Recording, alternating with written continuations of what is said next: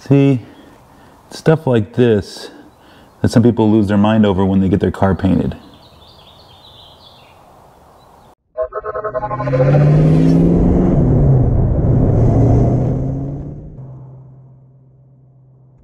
What's up guys, my name is Andy. I got my car painted not too long ago and I've had a lot of questions of how much did it cost, where did I get it done at, why did I pick those colors, what are some things that I don't like about it, what are things I do like about it, all that kind of stuff. And I've been trying to answer those questions, but I figured maybe we could put a video together on everything that I like and don't like about the paint job and why I did what I did and how much it cost. So when I bought this car, I knew that I wanted to get it painted. The paint job that was done on the car there was two things. It was it was white and blue, but it wasn't the right colors. It was a bright white and I believe the guy told me it was a Viper blue, were the stripes on the car. And that's not what I wanted, but at the time, it was the car that was available with the price and everything, that kind of stuff, so I bought it, but I figured I'd paint it down the road. And so, and I knew that I wanted to paint it because the paint job wasn't that great. Even if the paint colors were good, I might have still had the car touched up because the guy had clearly done it in his garage. It's difficult to be critical of him because I couldn't have done a better job, but there was still a lot of flaws in the paint. And as you build your car up, you want it to be nice, you want it to look good. Of course, we're our worst critics, right? We find every little scratch, every little dent, every little ding and misalignment, and not everybody sees that stuff, but we see it and we want to fix it. And that's what I wanted to do with this car. So I knew when I bought it, I was eventually going to paint it. And there were several things that I had done along the way to get the car prepped for paint in terms of parts that I knew that I wanted to get painted. So I put them on the car so they would go with it, or something that I knew was going to need to be addressed when I got the car painted. So I did a lot of that up until I got the car painted. So not too long before I got it painted, I took the engine out and got all that stuff out of the way and cleaned up some of the engine bay. But I knew that I was going to put on this new lower valance or race bumper or whatever they call that. I got one of those snug fit rear bumpers to just tuck that up. I knew I wanted to paint the bumper. I didn't want to go with the chrome that was on there. So I got a fiberglass bumper that was a tighter fit, a snug fit as they call it. Got that installed. Again, got this installed. I wanted to keep that lower lip that I used to have on here, but I don't know if that's gonna work with this opening, so I'll have to figure that out later. But I got a couple things put together, got it installed in the car, and you guys probably saw those videos on that install, all in anticipation of getting the car painted. I knew I was gonna get the car painted. So I took it off to paint. Well, who was going to paint it? I was able to find a local guy to paint the car.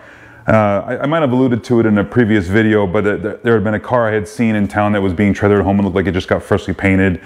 I ended up seeing that same car at a local car meet not too long after that, and I got to talking to the guy about the paint job. It looked fantastic. And I asked him who his painter was, and he gave me the name and number, and I got a hold of that guy, and I called him up and explained what I was looking for, that I wanted to get my car painted. And he said, well, go ahead and bring it on out and let's take a look at it and we'll get an idea what it's going to cost to paint. And I ended up not taking it out right. I got caught up in other things I needed to do to the car. I knew this was going to be, somewhat expensive. So I just put that in the back shelf and I didn't go out there. I didn't call him. And actually, it was the following summer that I got a hold of the guy. Said, hey, I reached out to you previously. I'm ready to bring the car out to you, take a look at it. He said, oh, sure, come on out. So we did that. Took the car out to him and explained what I wanted to do. And this guy doing this in his garage, this isn't a full paint shop with, some industrial park and they've got 18 cars they're working on and 47 employees or whatever. This is just him. So I like that because I know that I'm gonna have one guy, the guy I'm talking to is gonna be the guy that's painted. I was okay with that. I explained to him what I had here, what I wanted to do, and kind of my goals for the car, the colors I was interested in. One of the things I asked him was about the stripes, and he says that he's not afraid of stripes. He can do that, no problem. And good, that was something that I was concerned about because the stripes on the previous paint job were not straight. They were mostly straight, but they're not straight, and they didn't line up between the various parts of the car, and that's something that I wanted to make sure that we got fixed this time around. So I talked to him about what I wanted to do and I explained to him, now look, I'm gonna drive this car. I'm gonna get rock chips. I don't wanna be afraid of the paint. I don't want some show-winning paint job, but of course I want it to look nice like everybody does. And so I wanna find that medium, that happy medium where, look, I get a good paint job, but it's not gonna have 13 layers of clear on it that is gonna look fantastic, but it's gonna cost a fortune and I'm gonna be afraid to scratch it, kind of a thing. And so he gave me kind of an idea of a price range of what he would charge for something like that. And to be honest, I had no idea if that was a lot or a little. It's probably not the same anymore, but for a long time, when growing up, there was the $1,000 Mako job. And then I feel like I'm throwing Mako under the bus here, but there was just a spray and go kind of a job. I didn't want that. And I knew that if it was gonna be $1,000 for something like that, it probably wasn't gonna be a very good paint job. This was more than that. So I figured, okay, cool, maybe this is a fair price. I told him I didn't want to show winning paint job, so I was hoping the price would be commensurate with something like that. So we agreed on a date. He said that this was in the summer, and he said that he couldn't get on until the fall. Perfect, because I had some work to do. I hadn't even purchased that bumper yet. I hadn't had the rear bumper done. I had a lot of work to do. Gave me some time to finish some stuff on this car and get it ready, and that allowed him to get his shop cleared up and whatever, get room for my car that winter when he was going to work on it. And there we go. So I dropped this car off. It was December 24th. It was New Year's or Christmas Eve. Buddy of mine helped me load it up, and we took it down there and dropped the car off. And he originally told me it'd be 8 weeks. I don't want to say that I fell for it, but I figured, okay, fingers crossed. Maybe he can do it in 8 weeks. I have no idea what it takes to paint a car. Now remember, I'm not trying to win a car show, you know, for the paint job. So we weren't going to take it all the way down to the bare metal and then bring it back up. That's not what I was looking for. That's not, as much as I would like the paint job to be nice, I know that's gonna come at a cost, and that's not what I was looking for. That's not what the budget, you know, I had in the budget for it. So I figured 8 weeks, cool. I can make that work. In fact, I did several videos before I took the car in, a bunch of them in a row that I could stretch out to kind of fill the time so that I didn't have a break in the videos on my channel, and it just kept things going. And you know, I figured that was gonna work out great. 8 weeks come and go, and the car's not done. And it's been a while now. I don't remember if he had even touched it yet. With other stuff he's working on. Again, he's by himself. He's doing stuff on the side. I tried to be mindful of that and understanding, and so I didn't give him a hard time for it, but I wish that it had gotten done in 8 weeks, because like I said, I had videos that I had made to soak up that time, and then we started running out of time. In fact, that's another video, but that's one of the reasons why I have that truck back there, is because I needed something to fill the time, so I didn't have a car to shoot videos on. But anyway, that's a whole nother story. I got this car back just about 13 weeks after I dropped it off. Some of you guys are going, Andy, you scored, that's super fast, or hey, you should have been on it more to get it done in 8 weeks. I don't know, it's tough. The car's done now, right? So it's hard to be critical of that after the fact, but you know, I got the car back. My initial impressions were good. I was very happy with what I saw. Now, I didn't go over the fine-tooth comb and look at every little edge and line and everything. For the most part, the car looked fantastic. It's the colors that I want, which we'll get to that in a second. It's the color I wanted, and the stripes are straight, and it looked exactly like I had envisioned, and that's what I wanted. But after I got the car home, you start to get a better look at it, and I start to find little things here and there that I'm like, gosh, I wish that would have been better, or I wish I would have reminded him that this part was important, or at least to just be mindful of that. And there was a short time that I, not depressed, and not frustrated, because I got what I paid for. And we'll get to that too here in a second. I think I was expecting the paint job that I had seen on that car that I was talking about earlier, that I'd caught up with the guy at that car show or car meet or whatever. And that's not fair, because I had learned that guy's car, he had done a lot of the prep work himself before he brought it to the painter. And that's not being critical of the painter so much as that I know there's a lot of this is a product of the prep work, and that comes at time and money, right? And that other car guy, he had done a lot of the work himself and got everything where he wanted it, you know, door gaps, whatever on his car, prep work, everything was done. And so the paint just kind of reflected how good a job he did. And so I think I expected that unfairly, and I need to be clear on that. That's not fair on the painter, because A, that's not the deal we worked out. I didn't want him to take this down and redo the whole car, but I think I just had unfair expectations, and that's on me. So I start to look at this and try to in a better light, right? Okay, and Andy, this is not what you paid for. You paid for essentially what I got, and I got a good paint job for what I paid. I also covered in a video that I had to redo those quarter panels. in one of my videos I had taken off so much mud off there. It was ½ inch thick. The fender lip on these quarter panels that you can see here better on here, this lip is distinct on the quarter panels. On mine, it was just smooth. There was no lip because there was so much mud in there. Anyways, I got all that out of there and had him help me repair that, and that was a lot of extra work, and that ended up changing the price a little bit because that was beyond what we had talked about. And that's fine, I understand that part. But so I get the car home and I'm starting to find little things, and I'm over that stage where I'm kind of frustrated, disappointed. I'm back to, you know what, this is exactly what I wanted, and I got what I wanted for the money that I paid. And then during that same time, I started having second guessing about the paint. So this was obviously the job that I got done. It's the Wimbledon white with the Guardsman blue stripes. It's my favorite combo of these cars, but barely. I think partly because this is an iconic combination. This is not a GT350. Yes, I have the stickers on the side, but I don't go around telling everybody it's a Shelby. That's ridiculous. But I do like the look of the car, and I wanted to emulate that.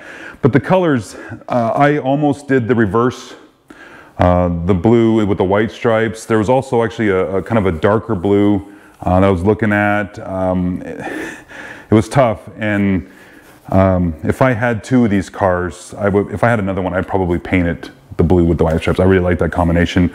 There's also been a handful of other color, the red with the white stripes. I like that. I like the stripes on these cars. If I was going to do a solid color, it might be some sort of a silver or a gray or something, but I was limited in that I didn't want to do a metal flake kind of paint job.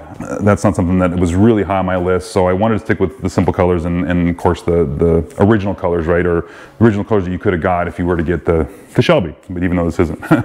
But so that's why I got the white and the blue. It's my favorite combination, and again, there was a time I was like, I should have got the blue and the white, but here I am. I'm back where I want to be. I'm glad I got this color. When I come into the garage and I see this car sitting here, it feels good. It was like, cool, I got that color. I got that combination I wanted, and that's what I wanted the car to be when I bought this car, and we're getting there, which is exciting in itself. So how much did I pay? I know it feels like I'm dragging this out, but I wanted to get some of the information out there. I think it's important that you guys know that I don't have a large budget to work on this car. If I had taken the money that I have spent, not purchasing the car, but all the parts and everything I have done up until now, I could absolutely have purchased the perfect paint job or something very close to that. But then that's all I would have. I would have that tired old engine that was in here, the automatic transmission that I didn't want, open rear diff, stock interior. This wouldn't have been, I wouldn't have that stuff if I just spent all the money in the paint job. And I've been trying to take the money that I do have and the budget I have and stretch it as much as I can, like a lot of you guys are. And so I didn't spend a lot on this paint job, like I mentioned before, because I don't want to be afraid of the paint. I don't want to, I know you guys give me a hard time for leaning on the car. Look, I'm doing it again. I'm going to scratch the paint. I don't want to. I'm going to get, fender covers, but it's not that critical. I don't want to be afraid of the paint. When these things come off and they hit the paint, I'm not going out of my way to damage the car, but things are going to happen over time.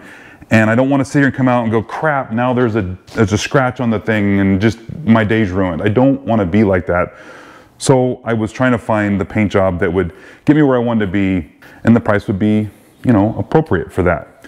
So when I originally talked to the guy, he told me it would be between $2,500 and $3,000 to paint the car how I had described, with this Wimbledon white and the Guardsman blue. That includes the paint and the labor. So I don't know if some of you guys keep them separate, but we're talking total price here, right? So I did bring him the car with an unpainted bumper, an unpainted rear bumper. The quarter panels were all cleaned off because I had taken all that Bondo off of there. Everything was aligned as best as I could get it, with the exception of the fender up there. I'm still having a problem with the door line, the gap between the fender and the driver door. I say, hey, do me what you can to help get that to line up better. I'm just struggling with it. But I had everything lined up as best I could, took it to him and dropped it off. When he told me $2,500 to $3,000 in the summertime, I knew when I dropped off that winter, I thought, you know what, I'm just gonna plan for $3,000. Not because he's gonna sneak in a price on me, but what if something comes up? Or what if whatever, and I don't wanna have $2,500 and go, yeah, the bill's $3,000, I'm gonna need another $500, and then what am I gonna do? So I planned for $3,000, but it ended up not costing that. By the time I got the car done, the work on those quarter panels ended up being a bigger deal than what he had thought and what I described. Again, the paint was still on there, the Bondo was still on there when I took the car to him in the summertime. So when I took it to him with it all cleaned off, and it needed some more work, and so he helped me out with that. I don't know if I got a good deal on that part or what, but the total price that I paid to get this car painted was $3,500. Some of you guys are sitting there going, Andy, you got robbed. Some of you guys are going, you stole that paint job from him. Some people are going, perfect. It's exactly what you got. You got $3,500 worth of work. I'm happy with it. I had talked to one other person prior to this about getting the car painted in the same manner that I got this one painted, and it was gonna be $12,000 where I'm at. And I just, that's probably fair. I don't know. I don't know what could a job it would have done, but this is the job I wanted, more or less, and so I think I got my money's worth. I'm happy with the paint job for the money that I spent. Do I want it to be nicer? Sure. There's a handful of stuff that I find stuff all the time because I'm working on something like, oh, that spot right there. But you guys, this was in the budget, it made it work, and I think the car looks fantastic. And that whole, what is it, 10-footer or whatever, you know, from 10 feet away, the car looks fantastic. And I'm the only one that's gonna know the little itty bitty tiny things here and there. Nobody else is gonna see it. So I think for the money, I got exactly what I wanted. So guys, if you're asking about who my painter was, I'm gonna keep that under wraps. I talked to him about that, and he's not ready to have a bunch of people flood his phone, you know, with calls and stuff like that. If you're a local guy and you get a hold of me, I probably pass that information on to you. But he has a small thing in his garage, and this is not something that again, he doesn't have a full, you know, commercial shop and does that kind of stuff. So unfortunately, some of you guys are gonna be upset about that. That's just something that I'm just gonna keep close to the chest for now. But you know, I don't have anything bad to say about him. He did what I asked for. It took a little longer than I wanted, but I'm happy with the paint job, and that's ultimately what I was hoping I'd get, and I got what I wanted. So guys, that's the paint story. That's the things I did before paint. That's the reason why I chose the color, and then the price. I know a lot of you guys had asked that, and I wanted to give some more explanation to the price, because it's not just as simple as just giving you $3,500 is what I paid, because there's more to it than that. And so I wanted to take a few minutes to just describe all that. So anyways, all right guys, that's it. That's my my paint story, and I'm sticking to it. All right guys, if you liked the video, give me a thumbs up. And if you subscribe, I appreciate it because it helps my channel out, and we'll see you in the next one.